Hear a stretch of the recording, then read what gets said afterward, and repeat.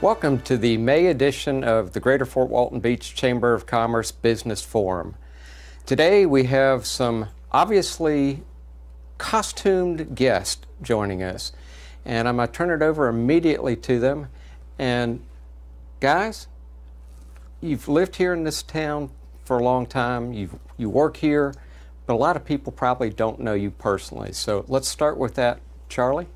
My name's Charlie Potts. I am a jeweler and a graduate gemologist of the Gemological Institute of America, and I have owned Goldsmith Jewelers in Fort Walton Beach for 35 years. Very good. Which makes him a great pirate because he knows the perfect jewels to steal. Yes, I do.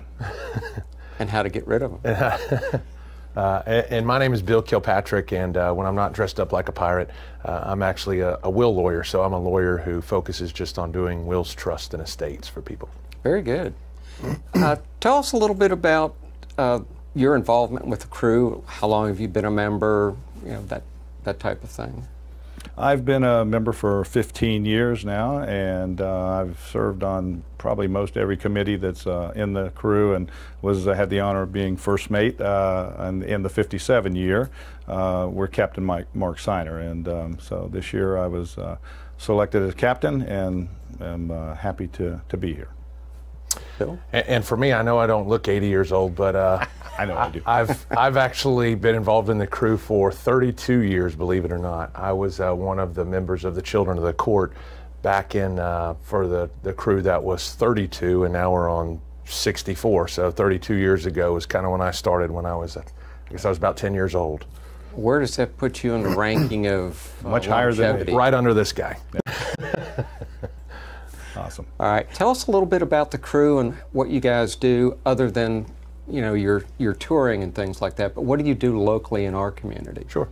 Well, the thing that's important to us, it's in our bylaws, is that we promote tourism on the now Emerald Coast. When it was originally started, it was called the Playground Area, and that's how they touted it. And so we work all year long. It's not just the festival that we appear at every year, and that's our one-shot deal. It's we work all year long doing things in our community with some schools. We do special needs children we work with. We have little pirate parades, and then of course we go out into the different communities that with festivals, and we try to bring them back to us to promote tourism in this area.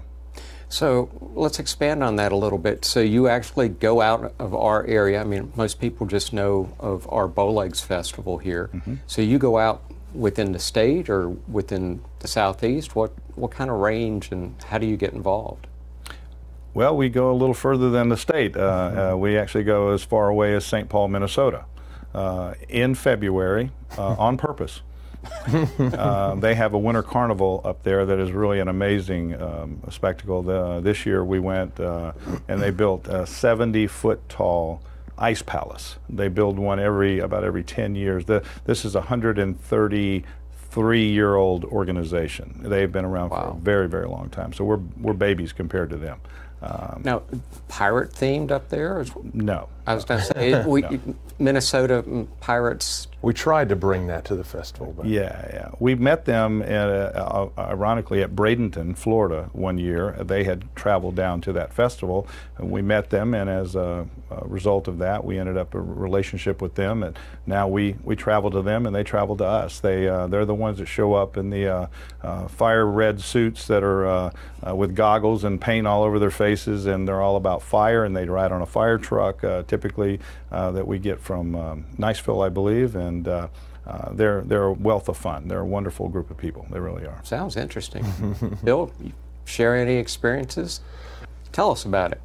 Well, in addition to going to St. Paul, we do several out-of-town trips here in Florida, so we do try and recruit people within the state of Florida to come back. And we go to Panama City for a few days and try and bring some of them back and recruit some people. We go to Tallahassee actually twice throughout the year and visit their festivals and try and recruit people to come back. And then recently, if you can tell by the hoarseness in my voice, we just got back from Bradenton, Florida just a couple of days ago. So that's about as far as we travel in Florida to try and go to, there's a group down there called Hernando de Soto Historical Society, long name, a lot of fun, and so they have a somewhat of a similar thing where they do a few days and have a parade, and so we go down there and parade and try and share with them what we do here in order to try and recruit them to come back to our festival during that week.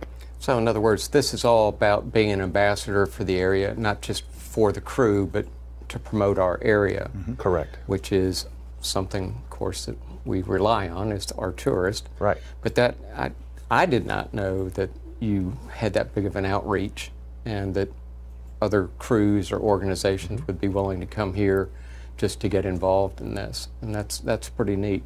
So the goal would be to continue to grow the participation with outside organizations. Sure. It absolutely has, and it's been that way from the beginning, and it has considerably grown from just the time I've been in the crew, and I just hope it continues on and on and on. So maybe we'll have an armada of 10 boats coming in one day, you know, who knows. But it truly is, has been very rewarding seeing all the things that have happened and the growth of the crew, and obviously for the community also. Right. Now, another spin-off and something that a lot of people don't know about is the William Augustus Bowles Museum. Can one of you talk to us about that? Sure. The Augustus Bowles Museum was created as a separate entity. Doesn't quote have any affiliation to the crew and or the city or so forth. But what their main goal is to preserve artifacts, memorabilia, history, and data from the crew for the 63 years that we've been doing, and eventually have a brick and mortar museum that people can attend. Now that just took one step further with the movement of the Gulfview Hotel that happened a week or so ago. When that gets completed, they will have a footprint on the bottom floor of that beautiful building. So they're very excited, and as well they should be. That'll be a nice focal point for visitors. No question, no question. We do have that Bowlegs Festival coming up shortly. I believe it's coming. We do. Yes. And share the dates with the folks? Absolutely. Go ahead. Well, it's actually coming up. The first event is going to be Friday, June 1st. Or June 1st, first day of June, and that's when we'll actually go down and try and pick a little fight with the mayor and see if we can get him riled up a little bit.